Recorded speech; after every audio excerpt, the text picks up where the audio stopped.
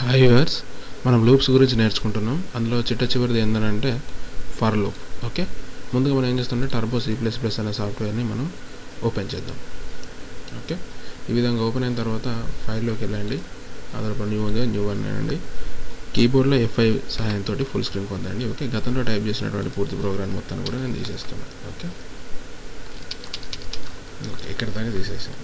Okay friends, మనం మామూలుగా గతం లోపల ఏం చేసామని అంటే వైల్ గురించి నేర్చుకున్నాం, తర్వాత డూ వైల్ గురించి నేర్చుకున్నాం. ఈ రెండింటి గురించి నేర్చుకున్నాం కదా. ఇప్పుడు మనం నేర్చుకోబోయే టాపిక్ ఏంటంటే ఫర్ గురించి నేర్చుకుంటున్నాం. ఓకే, అంటే పెద్ద డిఫరెన్స్ ఏమి ఉండదు, మొత్తం వైల్ లాగానే ఉంటుంది. కానీ వైల్ లోపల స్టెప్ వైజ్గా రాసాం కదా, ఇదంతా ఒకటే స్టేట్మెంట్ రూపంలో రాసేస్తాం. చూడండి. ఓకే, నేను ఎక్స్ అన్నాను కదా, ఇక్కడ ఇంట్ అని తీసుకున్నాను. ఇంట్ అని అంటే ఇంటీజర్. అక్కడ ఎక్స్కి నేను ఏమైనా నెంబర్ను అసైన్ చేస్తలేను. ఇక్కడ ఎక్స్ అని తీసుకున్నా, దీన్ని ఇక్కడికి క్లోజ్ చేసేసాను. ఓకే ఓకే ఇప్పుడు మనకు రాయాల్సింది ఏంటిది, సింటెక్స్ ఏంటిది, ఫర్ అని రాసాం కదా. ఫర్ అని రాసేసి బ్రాకెట్స్లో నేను ఏమని రాస్తున్నానంటే ఎక్స్ ఈక్వల్ టు 1, తర్వాత X less than equal to 100. ఇవన్నీ ఒకటే దాంట్లో రాస్తున్నాం, అంటే ఒకటే లైన్లో సింగిల్ స్టేట్మెంట్ లాగా రాస్తున్నాం.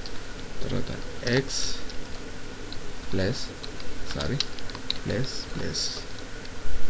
ఓకే, ఇదే ప్లస్ అని రాశాను. ఇప్పుడు ఏం చేస్తున్నానంటే ఎంటర్ ప్రెస్ చేసి ఇక్కడ ఓపెనింగ్ బ్రేస్ ఇస్తున్నాం. తర్వాత ప్రింట్ ఎఫ్, మళ్ళీ బ్రాకెట్లో ఏం రాస్తున్నానంటే విత్ ఇన్వర్టెడ్ కామర్స్లో రాయాలని చెప్పాను. ఏదైనా కానీ ఇన్వర్టెడ్ కామర్స్లో రాయాలి. ఇందులో మనకు కావాల్సింది ఏంది, %d. ఓకే, ఇవన్నీ ఎట్లా రావాలంటే మనకు నెక్స్ట్ లైన్లో రావాలి. నెక్స్ట్ లైన్లో రావాలంటే మనం ఏమని చెప్పాను, ఎస్కేప్ సీక్వెన్సెస్ లోపల మనం స్లాష్ ఇచ్చి ఎండ్ అని కొడితే అది ఎస్కేప్ సీక్వెన్స్లోకి వెళ్ళిపోతుంది. Okay, comma X. ఓకే, ఇక్కడికి స్టేట్మెంట్ని ఎండ్ చేశాను. మళ్ళీ క్లోజింగ్ బ్రేస్, గెట్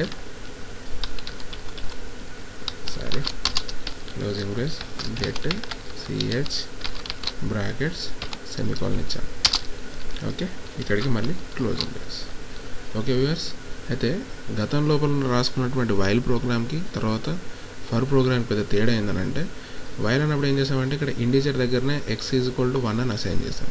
ఇక్కడ ఏం చేస్తున్నాం, ఫర్ లోపలనే ఇక్కడనే x = 1 అన్నాం. తర్వాత ఇట్లనే ఏమన్నామనంటే x less than or equal to 100 అన్నాం. మళ్ళీ x++ అని అన్నాం. ఇదంతా ప్రోగ్రామ్ అంతా ఒకటే సింగిల్ లైన్ స్టేట్మెంట్ లోపల రాసుకున్నాం.